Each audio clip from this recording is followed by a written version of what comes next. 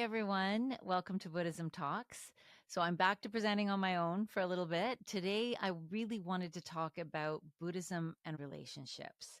So normally, when you think of Buddhism, you don't think of rom-coms with Buddhist themes. So one of the reasons you might not combine Buddhism and romance very naturally is because earlier forms of Buddhism were often about cutting off desires or, retreating to a mountaintop and, kind of secluding yourself. But actually, what's taught in the Lotus Sutra, and particularly in Nichiren Buddhism and within the SGI, is the idea that desires are very important and actually crucial to life. So we need the desire to live.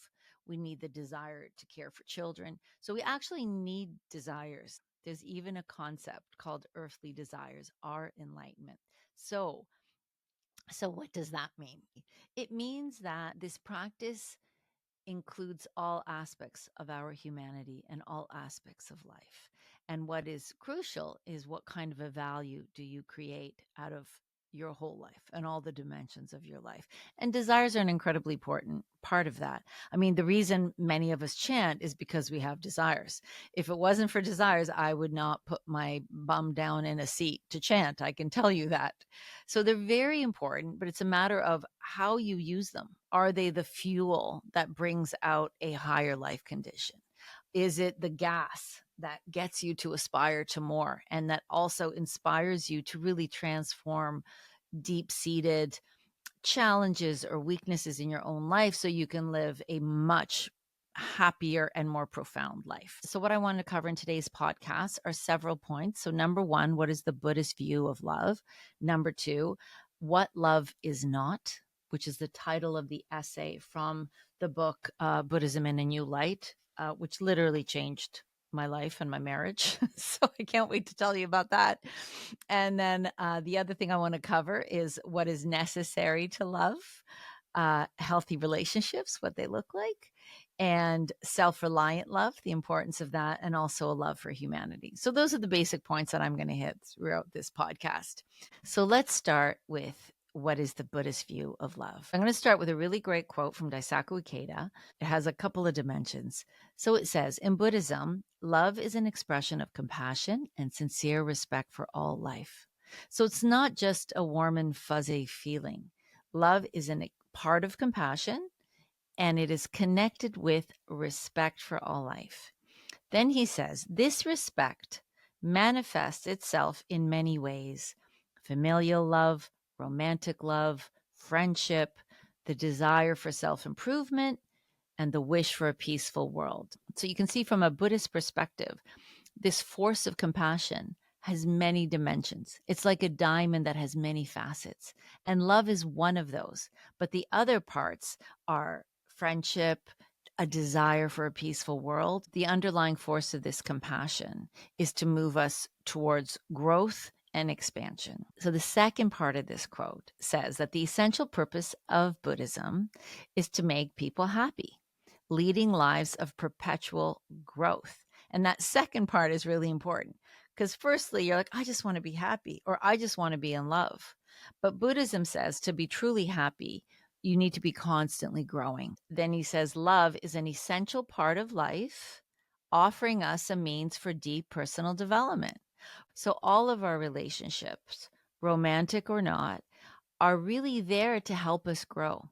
And that's part of how we become happy. So from this definition, we've gone big, like we've gone into the ocean, like the big perspective of the compassion of the universe, the compassion of our lives, and then cut it down into how does that manifest into all these different things. So one dimension of compassion is romantic love as well. Now I want to get into what love is not. I'm going to base the next part on an essay that comes out of a book called Buddhism in a New Light. It was written by Shinya Tomi. Shinya Tomi was the study division leader for SGI USA at one point.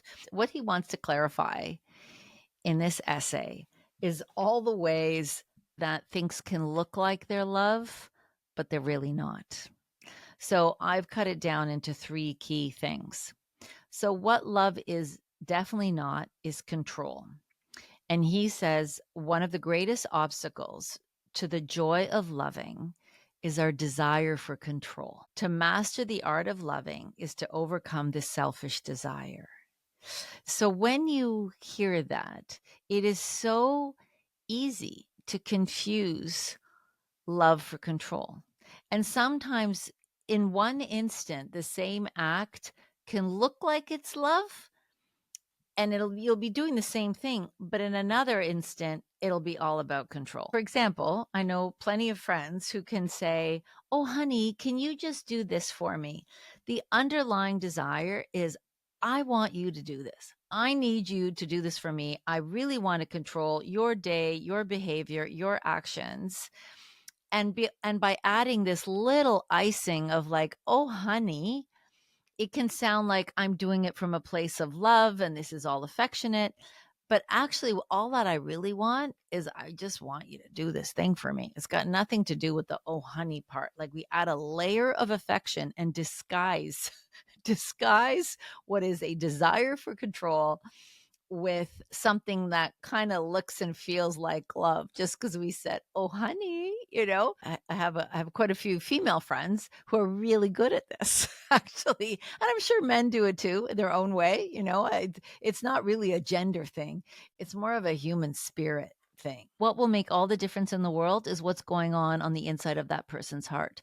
So if I think of, like, with my daughter, sometimes I will be, "Oh honey, can you do this?" And I will want her to do something, and it will be in her best interest. It will be coming from a place of love and care. And there are times, if my life condition is more tired, I'm a bit more edgy, a bit more impatient, just be like, "Can you please do this thing?" And I might say, "Oh honey, can you please do this thing?" But inside, it will not be about her. It will not have anything to do with wanting the best thing for her. It'll be just, I want to get something done. And so the underlying drive can be different, even though the externals can look the same and sound almost the same. So that is one thing to really look out for in relationships. Am I coming from a place of wanting to control? Am I coming from a place of wanting to direct somebody? Am I wanting somebody to serve me, for example, and fit a certain box? So the second thing that love is not, it is not dependency. He says it is easy to mistake control and dependency for love. The truth of love, however, is found in our sincerity to act for the happiness and freedom of others. As we go through this material, it's going to become very clear that the kind of love that we are speaking about in Buddhism is based on a freedom for ourselves and others. It is based on a sense of respect for ourselves and for others. And it also has to be grounded in a place of self-worth. And then you do not get into the cycles of the control and dependency. So the third thing that love is not, it's not only about pleasure. So he says here, a limited understanding of love is that it is a feeling of pleasure and comfort stimulated only by an external source. This is where the freedom part comes in. Because if you understand love to be something that only comes from the outside, so you think that it comes from somebody else loving you, and that is the only dimension of love that you value and aspire to, he's basically saying that it's limited, because you are externalizing love. You are making it something that only somebody else can give you. And by doing that, you are limiting both your own growth and your own experience in life. So he says, to love truly, we must free ourselves from the fundamental limitations and darkness within. In other words, our denial of our own enlightenment. Authentic love begins with our innate sense of self-worth. And what that means on a practical basis, we have to conquer our own feelings of a lack of self-worth, of a lack of self-respect, all of that. I remember when I started practicing, I think I was 21 at the time, and the SGI Canada chairperson, her name was Elizabeth Izumi. And there was so many young women chanting at that time, and so many of them were chanting for, boyfriends and all of that stuff. I was always a little bit different. I didn't even have it in my top 10. Anyway, what she always used to say to us was, if you want a prince, you got to become a princess. When she said that, I remember thinking, oh, I got lots of work to do. So what she was saying is if you want to marry a certain kind of person, you need to reflect on yourself. Are you that kind of person yourself, right? If you want somebody honest and smart and noble and whatever, are you honest and smart and noble and dedicated, committed, ambitious, whatever your values are? She was basically saying, rather than look for that outside, in the meantime work on yourself. So that's what I got out of that. I'm like, oh, okay, so maybe it's better that I don't meet the person that I want to be with right now, because I got some work to do. I need to polish up my own character. I need to kind of free myself, go beyond my own limitations before I even attract a person that's kind of at the same level. Like, do I want to meet somebody from this place at 21, or do I want to work on myself a little bit longer and then attract somebody at that point in my life? I also remember thinking at a certain point, I think I was 5 years into my practice, I looked at the karma that I had in my family. My grandmother had very bad relationship karma, my mom. And I thought, ooh, family karma is not so good in this part of my life. And I thought I better start chanting about this, because this could take a while. Because there is this notion of karma. Like, you could have 10 different friends and they will have different tendencies and different fortune. Some of them will seem so lucky in some areas and unlucky in other areas. And then there's you, and things that happen to them don't necessarily happen to you in your own life. There's certain tendencies. I mean, there's plenty of girls that I can think of that would end up having the same cycle of relationship. Didn't matter if they had one relationship or five, there was a certain tendency that would come up. And that's one of the things that we call karma, something that's so deep seated in your nature that it comes up even if you change countries and the boyfriend has a new accent. There's a similar tendency that comes up. And until you change your life at your core, it'll be hard to attract something different. So the conclusion is that authentic love begins with our innate sense of self-worth. So that's the focus of Buddhist practice, that we focus on bringing out our enlightened nature and this deep sense of self-worth. It's a worth that's inherent simply by being alive. It does not matter if you did some good things or bad things. Your life has worth, and that's what you can always tap into and access, particularly if you're practicing Buddhism and if you're chanting, because that's what you're accessing, is your inherent worth. It's a worth that doesn't go away. Basically, it's yours. It's inherent in your life, and you're simply polishing that aspect of your life, that Buddhahood, and bringing it out. So if you can access this innate self-worth, then you can really love both yourself and other people. So just to conclude, what love is not, it's not control, it's not dependency, and it's not just pleasure. It begins when we get to a place of deep self-worth. So the next part I want to get to is a really great quote from Erich Fromm. And he's a noted psychologist and social philosopher. And he says, love is the active concern for the life and growth of that which we love. So essentially, from this perspective, love is our capacity to wish for and act for the happiness and freedom of another person. This is similar to the Buddhist life condition of bodhisattva. And that's the quote that really hit me in this article, because he's saying that if you actually love somebody, you want their growth and you want their freedom. And I don't know about you guys, but I don't know a lot of couples where they crave the other person's freedom. When I think of some of my female friends who are wives, I don't think that many of them are dying for their husband's freedom. It's just not, I don't think that's the main thing that they want, Maybe if you probe a little bit deeper, that could come out. But in general, that is not the first thing that you think of when you love somebody in a relationship. But what Erich Fromm is saying is that love is this active concern, both for someone's life, but also for their growth and also for their freedom. So you want the other person to fulfill their potential and and be free in their lives, in their heart. So if your relationship at its core has trust and respect, it's much easier to want the best for somebody else's life. So in my own relationship, I can tell you why this quote and this notion was pivotal at a really important time. So I've known my husband for 40 years. We met when we were young, and we split for about 8 years, and then we got back together. But it's been basically 40 years. So, Buddhist or not, there's ups and downs. Buddhists get divorces. It happens. So, just because you both chant does not mean you're not going to have some serious ups and downs.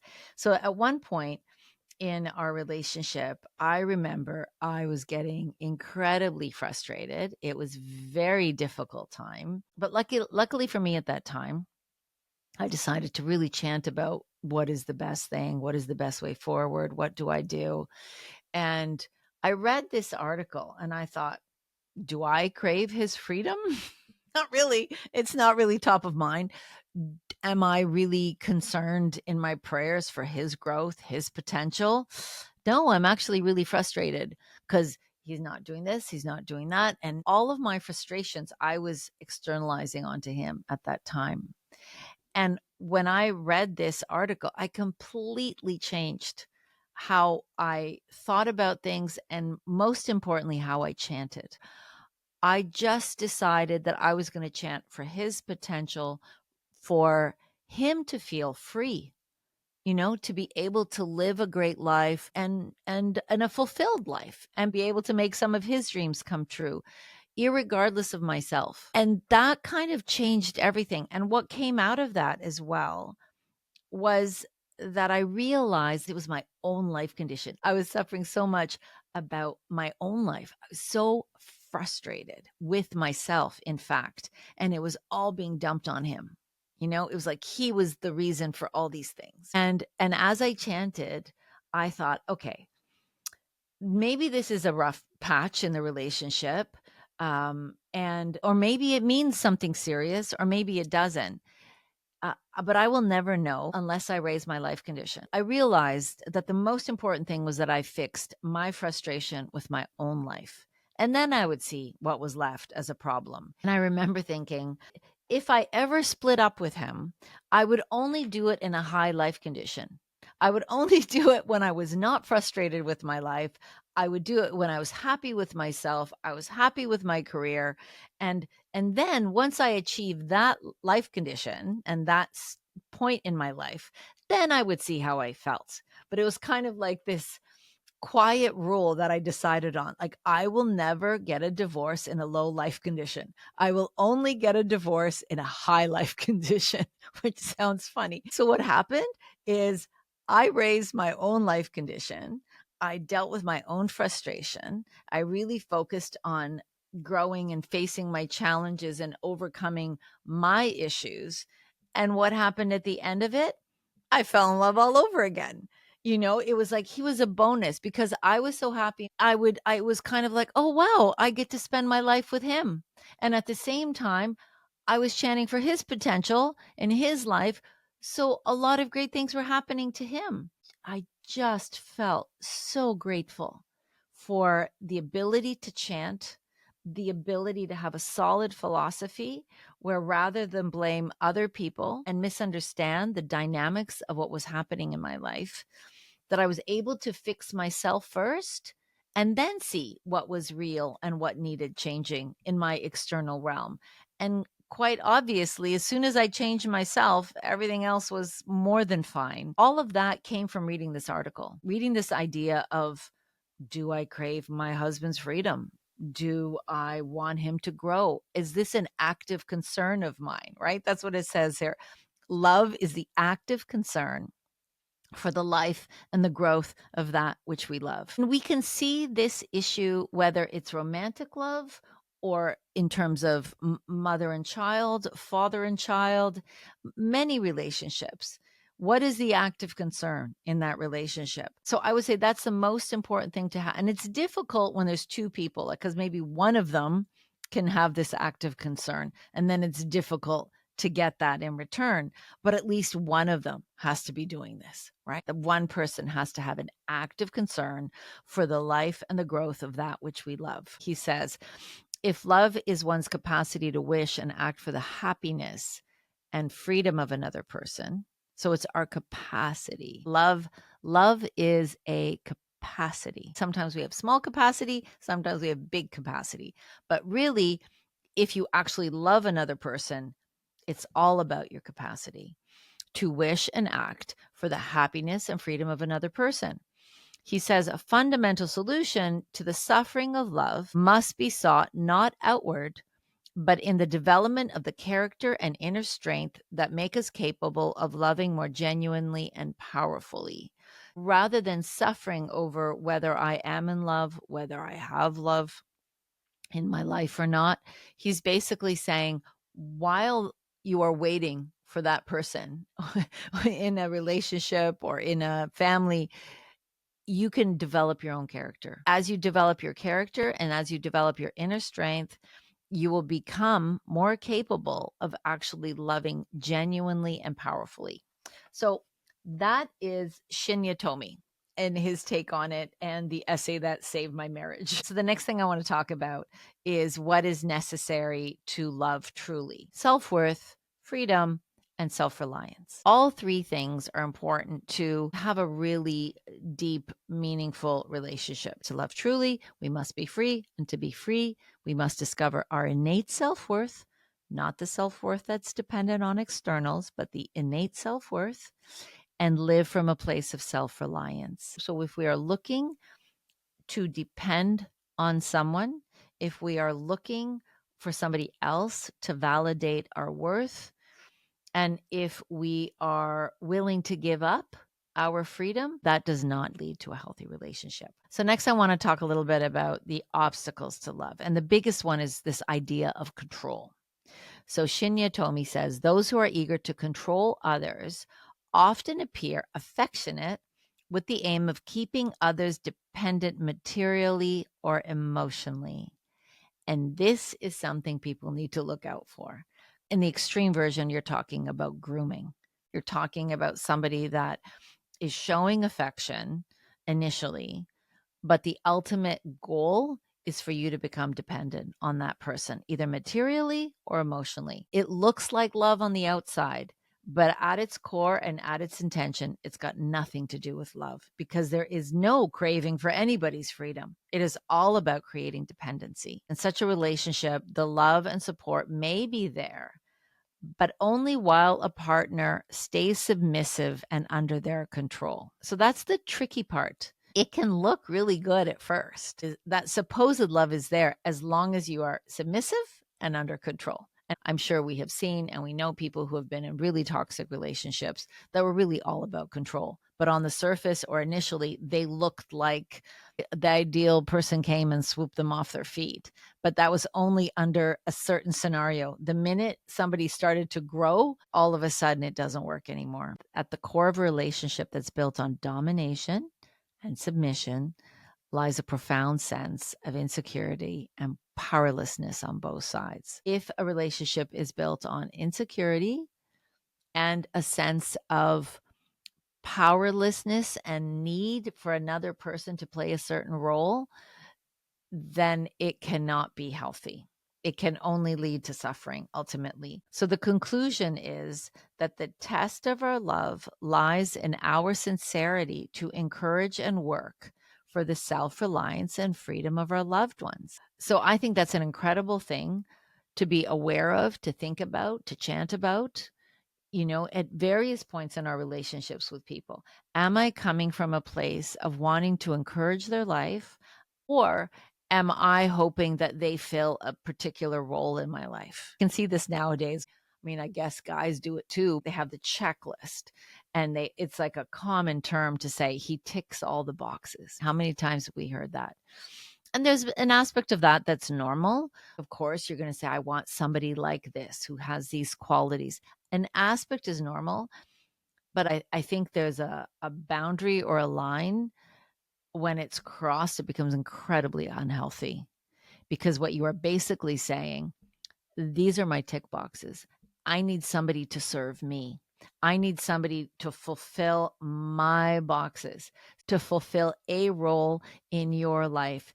It is the opposite of what we were talking about. It is the opposite of wanting somebody that you can grow with or where they grow as well. No, I want that guy or that woman to tick these boxes. There's an aspect of it that's disrespectful, pushed to an extreme, right? I'm not fond of the boxes idea, but again, everybody does it. I get it to a certain extent, but I think we have to be really careful. It's like it's like who are you that people should fill your tick boxes? Do you know what I mean? So I think there's something that can be unhealthy about that whole box ticking phenomenon that's going on. And ultimately, to have a really healthy relationship, it's going to be all about life condition. Our goal is to live from a place of unlimited self esteem, which is a term that I love. Danny Nagashima in the US used it in one of his lectures, and it's stuck with me ever since. He says unlimited self esteem.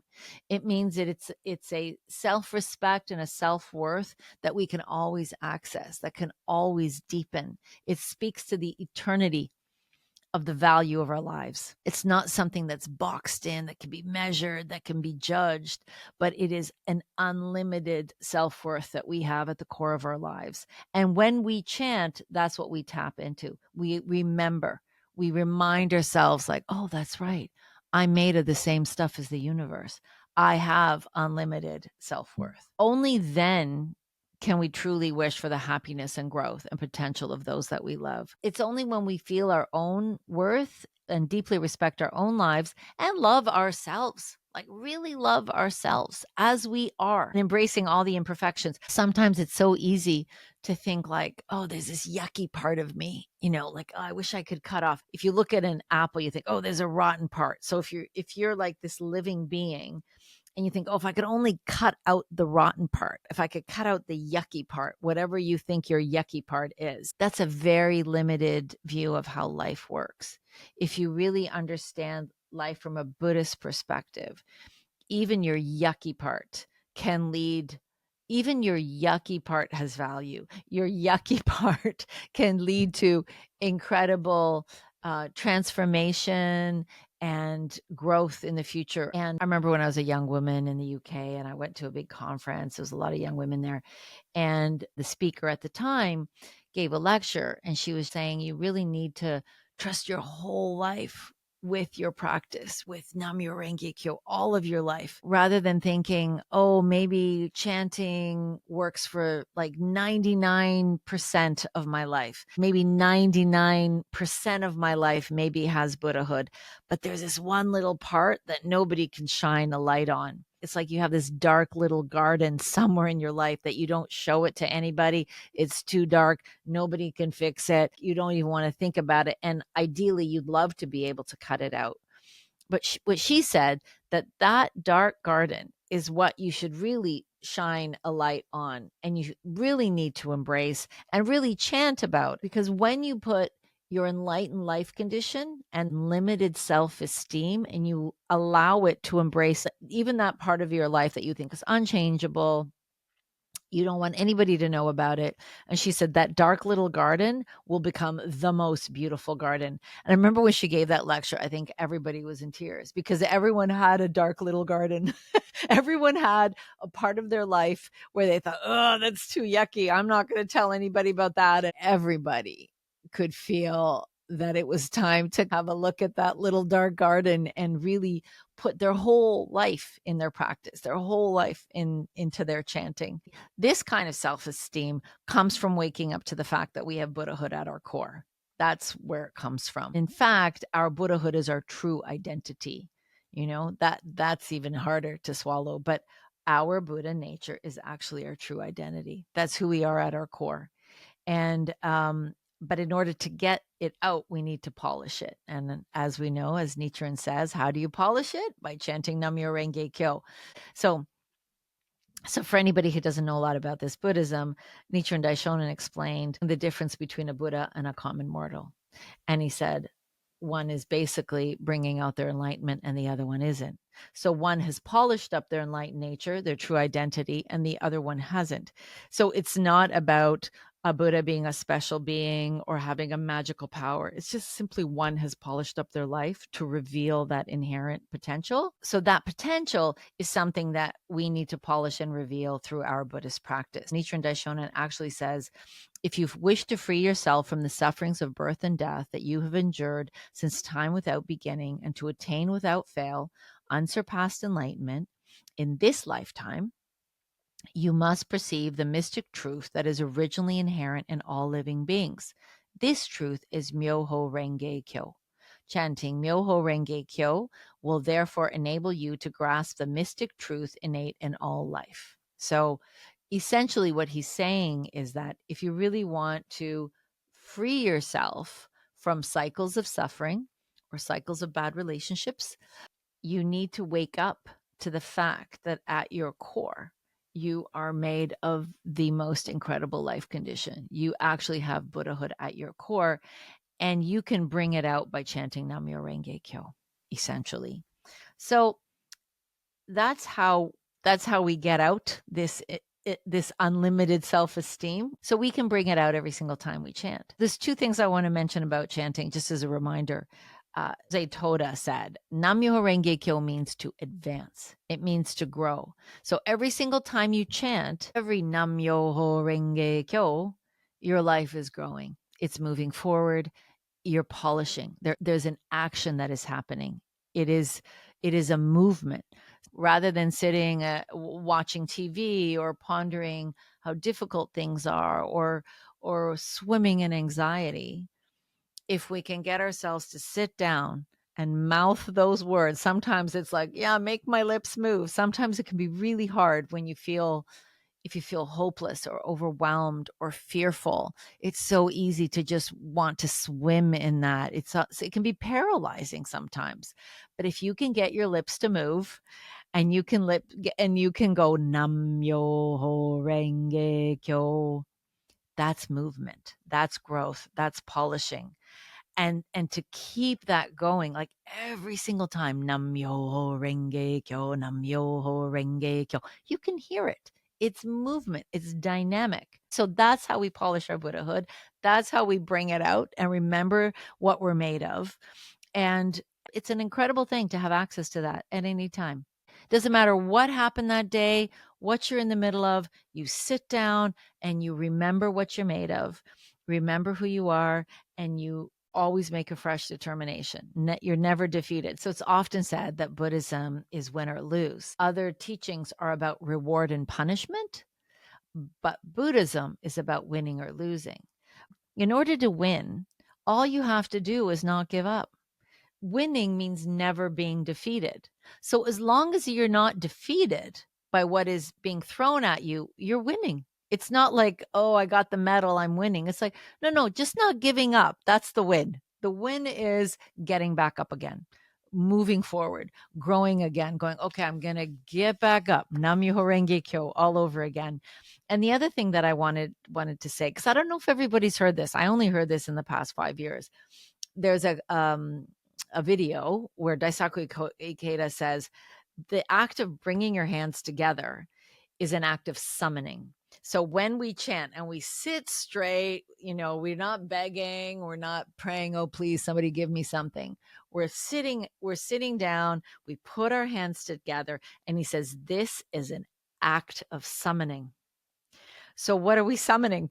Well, we're summoning up our own enlightened nature. We're summoning up that same positive enlightened energy in our environment around us from life itself. So for those of you who ever liked stories of magic and wizards when they were growing up, which I did, I loved magic, like books about magic, the more witches and warlocks, the better, as far as I was concerned. For me, that really resonated, that when I chant, I'm summoning. It's a movement of energy, and I am really bringing out my enlightened potential and attracting it from around me. So the most important thing is to be able to polish, because if you polish your life, you completely attract different people. And that's something like that's provable all the time. I know that when I'm chanting a lot, I end up running into Buddhists all the time. I make connections that I wasn't expecting to make. There's and energy that people feel. And lately, for some reason, I have this thing with dogs. I don't even have a dog, I have a cat, but I really love dogs lately. And it's happened to me so many times where people go, "Oh, your energy." My dog's usually not friendly. There was a Doberman recently that the person was like, "My dog's not usually friendly to people, but it loves you." Like, it was like a puppy dog with me. And there was 2 other dogs as well. So I know this is about dogs. It may sound silly, but I really attribute it to my energy. My energy has changed. And so even with dogs who are very sensitive and instinctual, I'm attracting different reactions from dogs, hopefully from human beings as well. But the dog thing is a new one. So it's a real thing, the energy that you bring into a room. And recently we had a dinner with friends, and they were both very strong, committed atheists. They were asking us questions about Buddhism and why we believed in the chanting. And they're like, but there's no scientific proof. I don't know. This is kind of, whatever. And so we had a long discussion. I wasn't planning to talk about it for so long. It was meant to be dinner. It wasn't really meant to be a lecture on Buddhism. But finally, at the end of the night, I kind of thought, how do I explain this? And how do I simplify this and explain why I do what I do and why we do what we do? And I thought, okay, it's as simple as this. Chanting allows me to change my energy. It is as simple as that. And if you can change your energy, you can change your life. And I gave the example of I think everybody knows the experience of somebody who's in a rage, who is who has horribly negative energy, walking into a room and sucking all the life out of the room, where everybody just backs up, doesn't want to have anything to do with it, completely sucks the energy out of the room. And I think we all have the experience of somebody else walking into a room, the very high life condition, and they light up the room. Like, everyone turns. And it's not because they had it's not because they had any special highlighted beam on them. Their life has an energy that can literally light up a room. So for me, chanting allows me to change my energy so that I don't suck the energy out of a room and that instead I can hopefully light it up a little bit, or at least bring some positive energy. So that's the power of chanting. So we've talked about what love is not, we've talked about control, we've talked about having a high life condition. So what does a healthy relationship look like in Buddhism? So there's a couple of points from Daisaku Ikeda. He says, number 1, relationships will last longer if you share the same values. And there's attraction, there's friendship, but I would say values is more important than either of the first two, because especially for a long-term relationship, the first two, the attraction and the friendship, those are very important and never mind enjoyable and they're great. But in terms of having a long-term relationship, the sharing of similar values is really important. You can see that in a relationship, if one person values ambition and money over all else, and the other one is really focused on creative expression and caring for people, even though both might like the other's values and they are friends and they are attracted, that could last quite a bit. However, at some point, those values might cause a problem in a long-term relationship, that complete difference in values. So that's number 1. Really good idea to have similar values, and beliefs is good as well, principles. The second point that's really important is to understand that happiness is not something that your partner is going to give you. You cannot have a healthy relationship if you expect the person that you're in love with to give you happiness. That's just not going to work. So you have to be able to create your own happiness, auto generate, self generate happiness, and build a life together. Third thing that's really important to not do if you want a healthy relationship is to not sacrifice your own growth or your own talent for somebody that you love. That in the long term will make it very difficult to have real happiness at the core of your relationship. So the ideal in a relationship is 2 strong people walking a path together, building and creating a life together. From the story The Little Prince, there's a beautiful quote, and he says, "Love does not consist of gazing at each other, but in looking outward together in the same direction." That was one of the things that when I did start chanting about relationships 5 years into my practice, I read and stayed with me forever. And it established my ideal of what I wanted in a relationship, was that I wanted to be strong. I wanted my partner to be strong, and that we would, as two independent individuals, create a life together, and we would share a path. But it wouldn't be two people like this kind of leaning on each other, but two people walking straight, just walking together on that same path.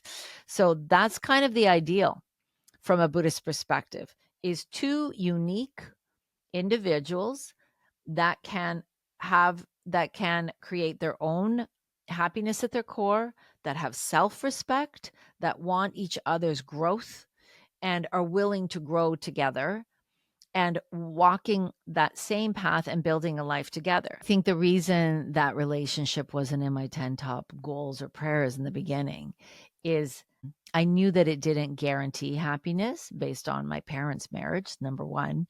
But also, I knew that I could be happy without it.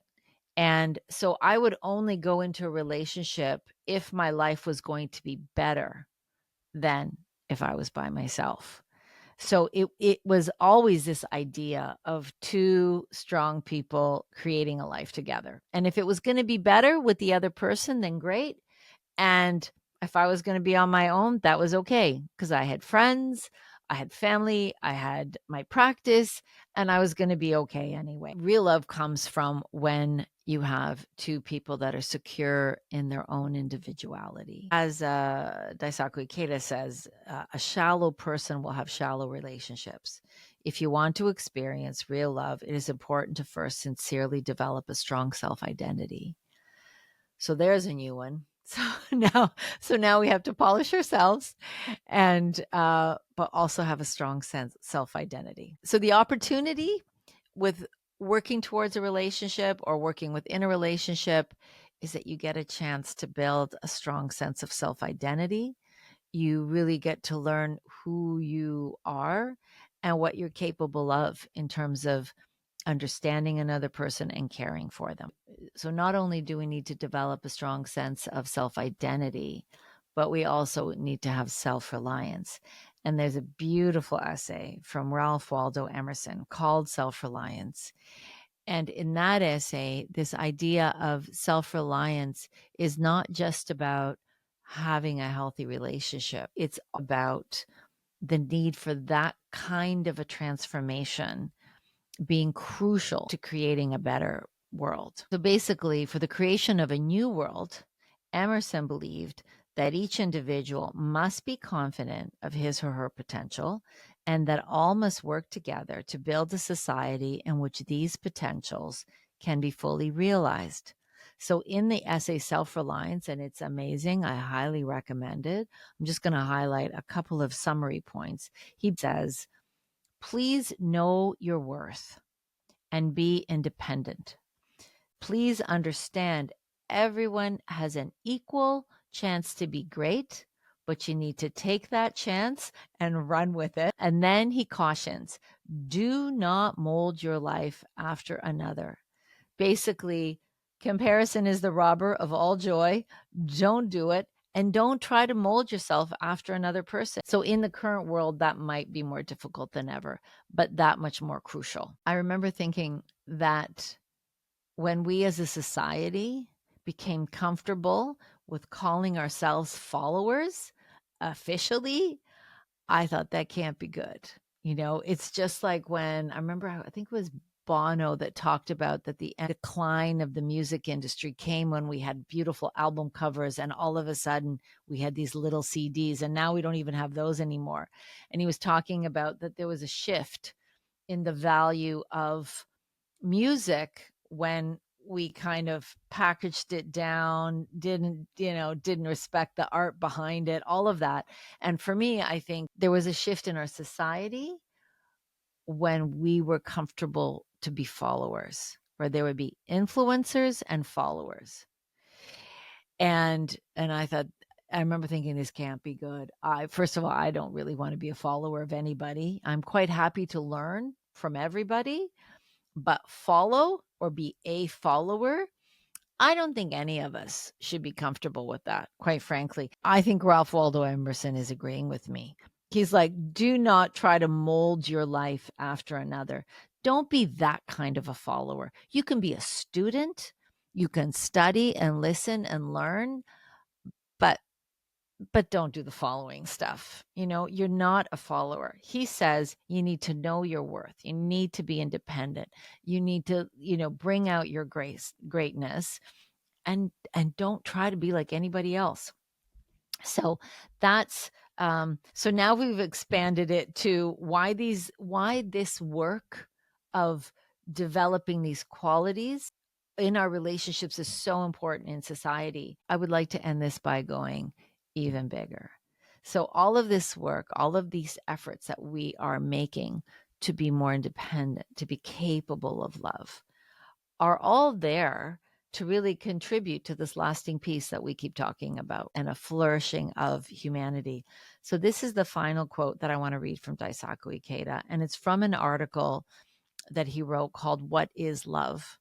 And he says, if you genuinely love someone, then through your relationship with him or her or they, you can develop into a person whose love extends to all humanity. So this work is really important. It's not just about having a partner. It's important that we polish our lives, that we make wonderful connections with people, that we expand our capacity to care for people and our capacity to love in the real sense, where we crave people's growth. We want to see their potential. We are a force of encouragement in their lives, because all of that work helps us become people who can care for humanity and make a massive difference on this planet. So thank you so much for listening. This might not have been what you expected, but I really hope you will find some of these concepts and some of these ideas useful in the weeks ahead, that you might kind of consider, where am I coming from in my engagement with this person? Am I really wanting a box ticked? Am I wanting to control? Am I wanting somebody to be a bit dependent on me? Or do I really want their freedom? Do I really want their growth? So, and it can be a minute by minute thing. 1 minute you're one way, 5 minutes later you're doing the other one. But if you are aware, you're always going to be trying to bring out that best. How can I allow everybody around me to grow? And how can I fight for everybody's freedom? And ultimately, everything boils down to two questions every morning. Number one, how can I encourage myself? Number two, how can I encourage others? So a lot of the theory and the explanations in Buddhism boil down to those two things. How do I encourage myself? And how do I encourage others? So that's it for this podcast. I hope it was of some value, and I hope you have a week ahead of a lot of encouragement, both in terms of encouraging yourself and encouraging others. So thank you so much, and we'll see you next time.